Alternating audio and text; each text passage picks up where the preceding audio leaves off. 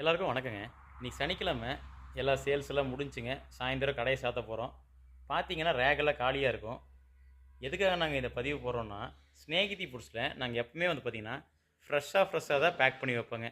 நாங்க விக்கிற எண்ணெயாகட்டும், மசாலா பொருட்களாகட்டும் எதுவா இருந்தாலும் ஃப்ரெஷ்ஷா பேக் பண்ணுவோம். பேக்கிங்ங்கிறது நாங்க உற்பத்தி பண்ணி, உங்களுக்கு விற்பனை பண்றக்காக, உங்ககிட்ட வந்து சேர்றக்காக தான் வந்து பார்த்தீங்கன்னா, இந்த பேக்கிங் எல்லாம் நாங்க நெனைக்கிறோங்க.